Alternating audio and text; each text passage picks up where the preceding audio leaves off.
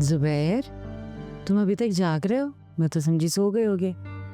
जी बस अभी चेंज करके सोने जा रहा था। अपने डैड को पिक्स भेजी थी तुमने? जी जी भेज दी थी, उन्होंने देख भी ली थी और कॉल पे भी बात हो गई थी, काफ़ी खुश थे। अच्छा ये बताओ, तुम खुश तो हो ना? जी खुश हूँ। लेकिन तुम्हें देख के मुझे तसल्ली नहीं हो पा रही। न जाने मुझे क्यों ऐसा लग रहा है कि तुम इस मंगनी से खुश नहीं हो।